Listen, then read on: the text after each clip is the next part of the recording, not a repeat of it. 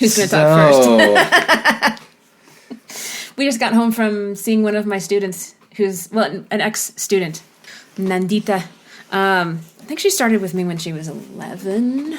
Yeah, she was. I remember the day you came home from that lesson. Really? And we're like, oh, I had this, I think she was 11. You were like, I had this lesson with this young singer and like blah, blah, blah. And she's so amazing and whatever. Aww. And like remembered everything you said. And was like, oh, yeah, this is what you should do. And so smart. Yeah, right. I wonder if that purring is getting picked up on the mic. I'm almost sure that it is.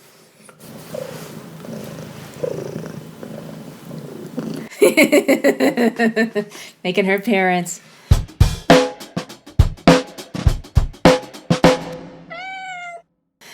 So anyway, yeah, she's now about 16, she 15, said 15, 16. I asked. 15, okay. Yeah. Anyway, not taking lessons right now because she's got too much going on at school, like all the clubs that they do and the homework and the sports. It's crazy. And it's crazy. But we had dinner over at Nandita's house with her parents.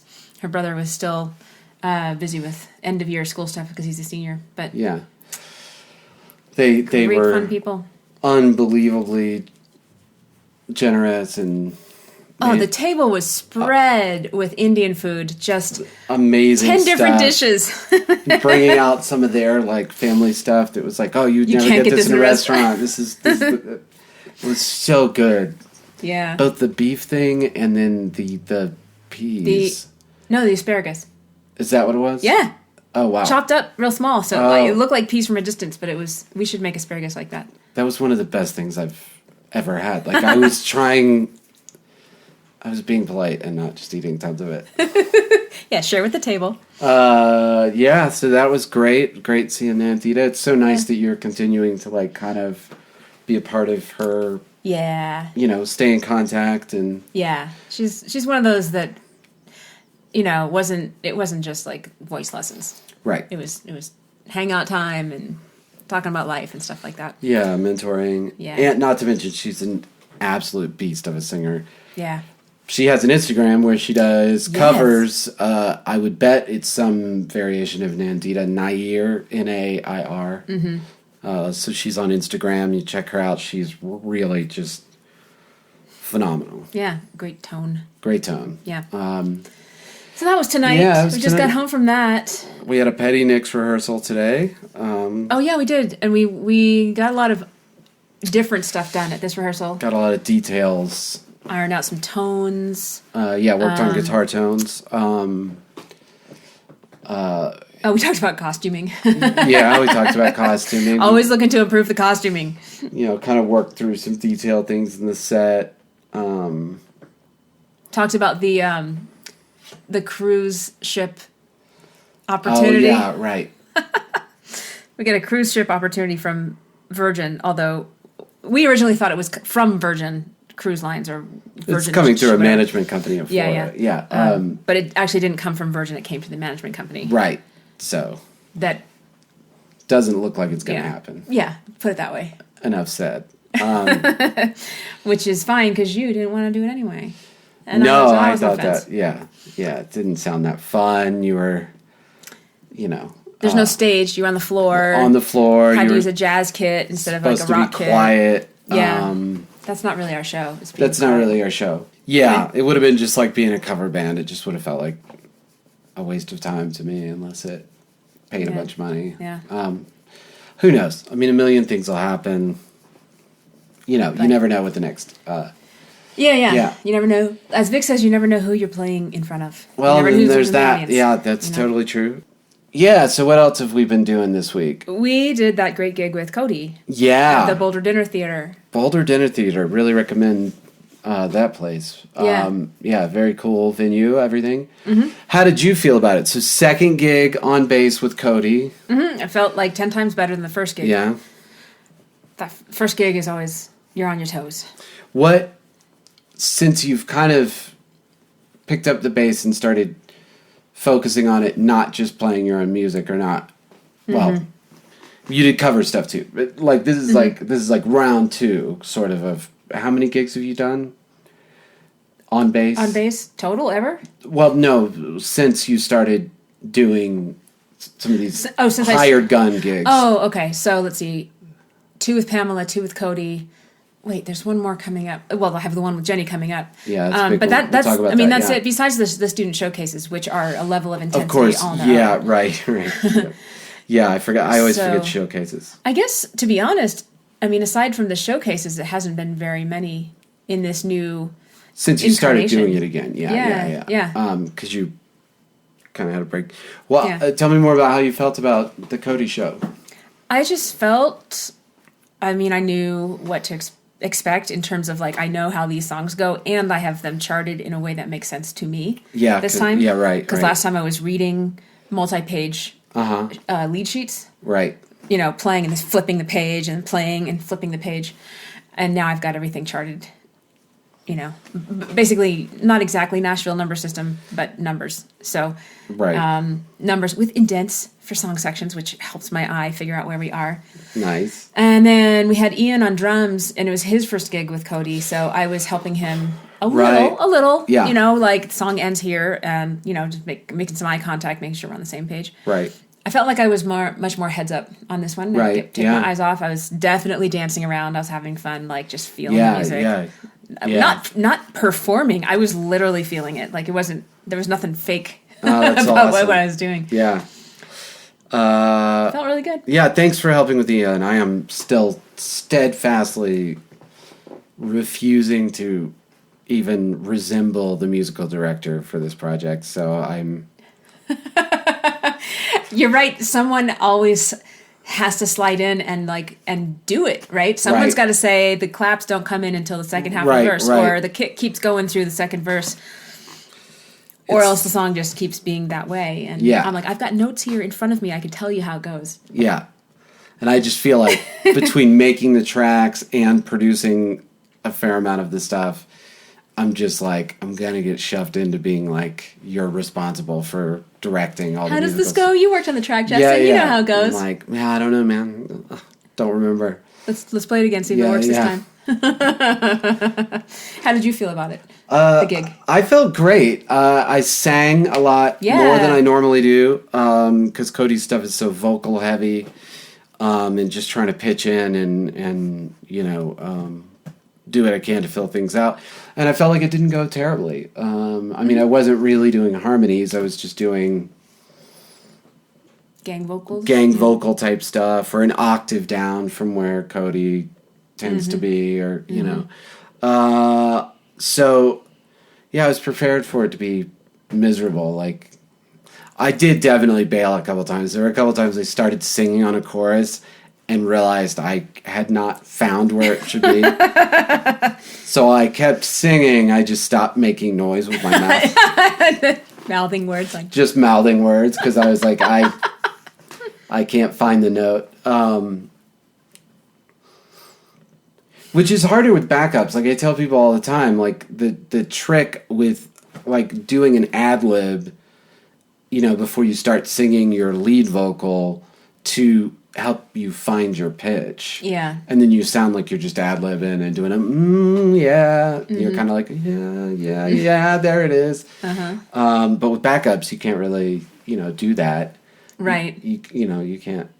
So yeah, I felt like it was good. And man, we talked about this in an earlier podcast. Like, we'd done another gig and it felt so weird to us because we'd rehearsed a bunch, but then when you're first actually doing it in front of people, it's just like it's not like you've never heard the songs, but it's like a brand new thing. And then this one felt so much better and so much more natural and didn't really have to think. And I'm looking forward to the next one, which is in July 21st. Yeah, in Louisville or something. Be even more solid. Yeah. So speaking of hired gun bass things, how's prep for the Jenny Shaw? Pretty much done. Yeah. I've got my notes up there. I've got that huge list. You see the bold ones. Yeah, it's a huge list. I've got one song I need to practice a lot more. It came together today pretty close, but it's one of those where the fourth or fifth time I run it, it's good. So right. I need to keep hitting it every day because you're not going to get the first time I play it, it's good.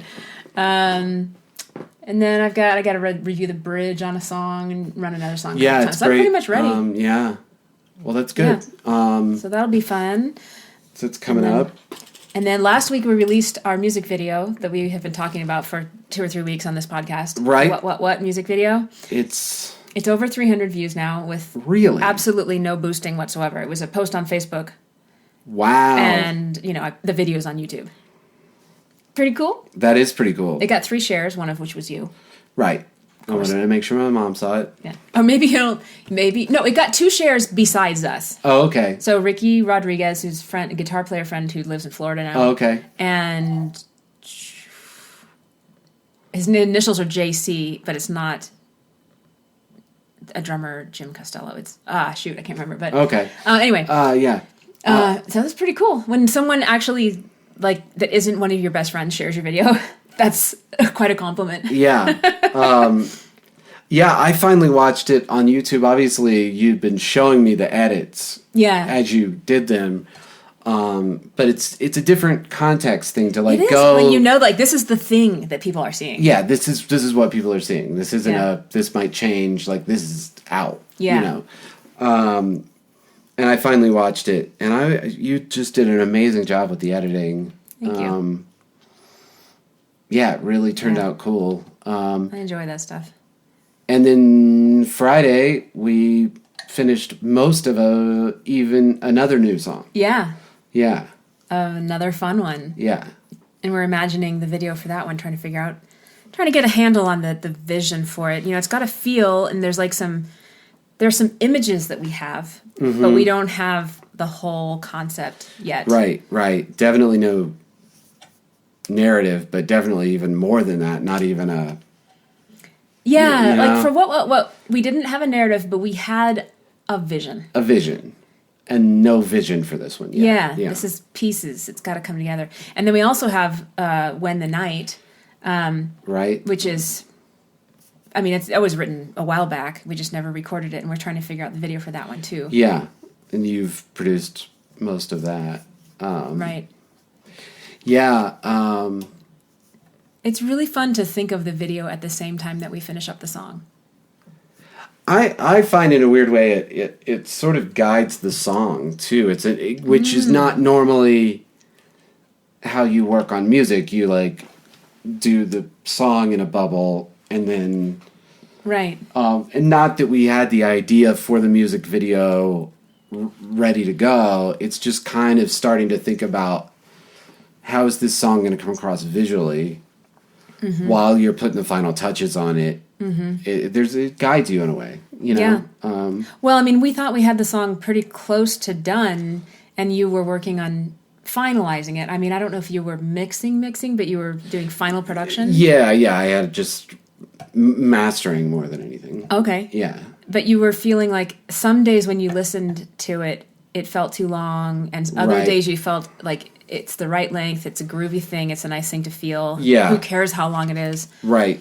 And then I went back into it and chopped some pieces out, and we're like, oh, now it's a tight song. It's not a short song. No, but now it's it's the right, it's got the right amount of movement at the right time. Right. Yeah, it's so weird. I guess this is often true, but it's one thing that maybe non-musicians don't think about.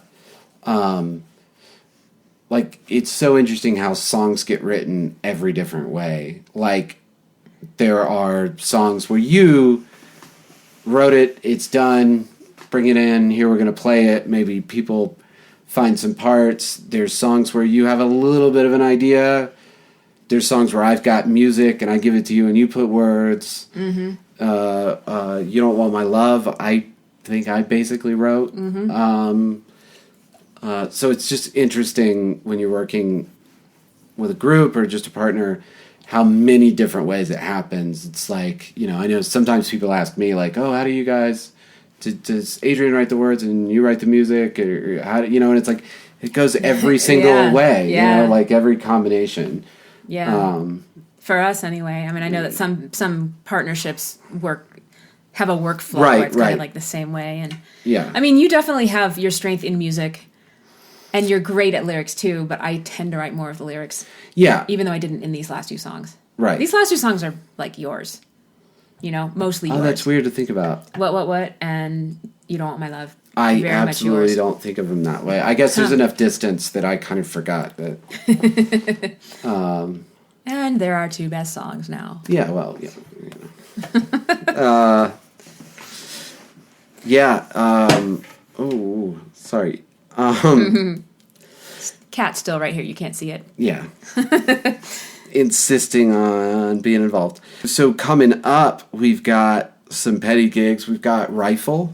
Right. The Ute Theater, Ute Theater in Rifle, which is west of Vail, is this Friday. And then we come back first thing in the morning, and I load in. First thing in the morning. Yeah. I load in at 2 for a gig. That gig with Jenny that night. How are you feeling? Any nerves about the weekend with it being so back to back? No. Yeah. I guess the petty thing, it can be exhausting physically just because you get hot and sweaty and whatever, but it's pretty autopilot. We have it down. Yeah, we have it. Yeah. Yeah. And then, I'm not someone who likes to procrastinate. So, I've been working on the Jenny stuff Right. about 3 weeks now. And most of the songs didn't take much time to learn at all. So I've just been working on the ones that need those extra run-throughs or the song sections. Like you heard me drop into CeeLo Green's Forget You's bridge. Right. Just that's all that I need to practice is the bridge. And that's a hard one. Yeah. And I knew it from the last showcase, but I just I need to get it again, it needs to be played right the first time, not the fourth. Right. Yeah, tell me about it. So no, I'm not nervous. I'm just looking forward to it. Lessons from this week? Did you feel like you picked anything up? Bass is this ongoing thing. I don't know if I mentioned on the podcast, but I feel like I have islands of knowledge. I have the ability to play based on numbers, like degrees of the scale, or chords of the scale. Right. I have the ability to play based on letters. Like this chart is written, Right. the key of C, and it has F, and it has A, and A minor. And I also know most of the notes on the fretboard, but there's this little area up here before the 12th fret, and the high strings that are not super solid. All these little I know all the modes. Right. I can play this scale here and this and all the way up, and I can play this mode. And you've got all that. I've got all these islands that weren't totally connected, playing through the modes, going from first Ionian to what's the second, Dorian to Dorian to Phrygian, and just kind of working my way up. Not super connected, but that started to happen. Also, my ability to switch between numbers and letters started happening in this last week or two. Right. Because I made all those charts based on lead sheets. Well, actually, I didn't make all of them based on lead sheets at all. Some of them I just did by ear. But I'm starting to... Oh, the big thing was, until about a week ago, if you asked me what's the interval between, say, A and E, I would visualize a piano. And I would figure out... I'd close my eyes and be like, A to E, that's a fifth. That is so interesting, yeah. This week, I switched to seeing it on bass. Wow. Okay, I was like, oh my God, it's so much easier. That's huge. Yeah. That's a big shift. It is. Mental shift. Yeah. I started, when I was charting out by numbers, and I'd be 1, 5, or I'd see A, E, I'd be I would imagine or look at the bass, and I'd be oh yeah, it's obviously it's a fifth, that's a fourth, that's a second. I was oh, that's what I've been trying to get to this whole time. So I feel like the islands started to connect. And I saw myself playing from one mode position to the other and back again and being I see I can go smoothly back and forth. I see how the pattern continues. It's not this pattern here and this other pattern here and this other pattern here. Right. It's exciting. Yeah, that is exciting. I mean, that's a monumental shift in... It's the missing piece. Yeah. That I've had. Yeah, I would bet that's true. Yeah. Yeah. So then I have a lesson with Nate tomorrow, and I got to figure out what's my next weakest point. I thought I had it earlier today. You didn't mention it to me. No, because I just thought of it while I was on a walk. Anyway, that's my big takeaway. Yeah. Do you have any takeaways this week? I have a small one in that I was telling you we played with Cody, and one of the songs we did was Nothing Compares to You by Prince. and it's one of the only guitar solos that I have in the set, which is fine, totally fine with me, and it's pop music. That's the right thing to do.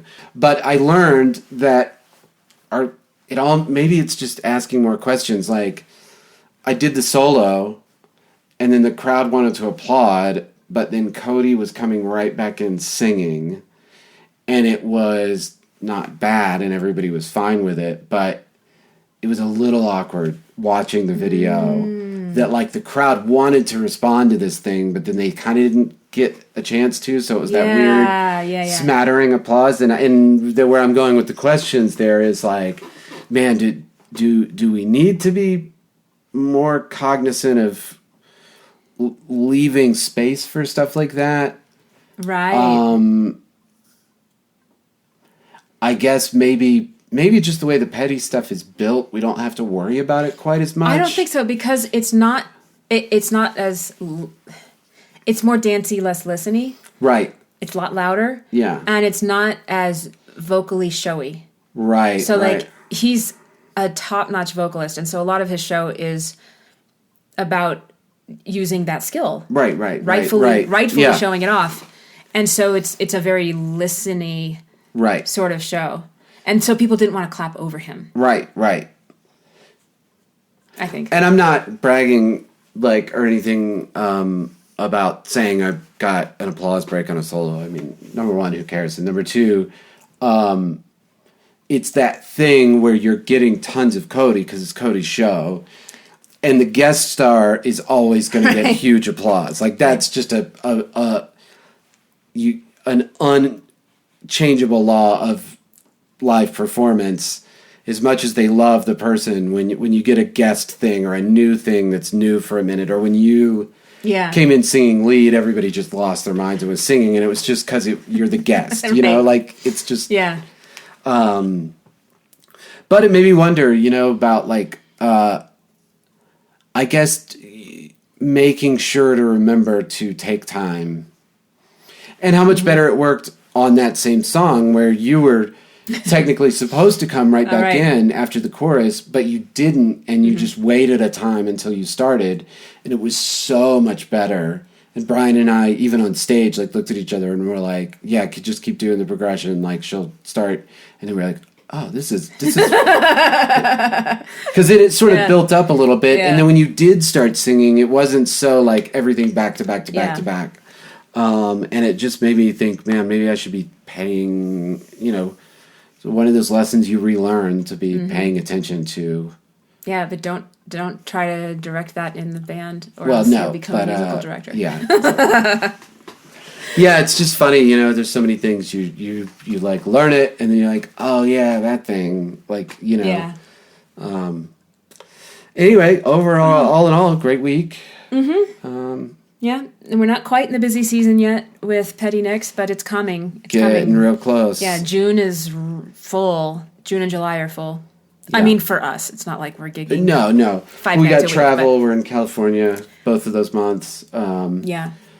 We're also going to Minnesota with Jacob Larson to play with the Jacob Larson Band. Well, you're not playing, but I am. That'll be fun. Yeah. Hang out on the boat at the lake house. Yeah. It's a good life. Not gonna be terrible. Yeah. Well, I think we're gonna call it for this week. Yeah. Yeah. That's good. All right. Cool. Thanks for tuning in. Bye.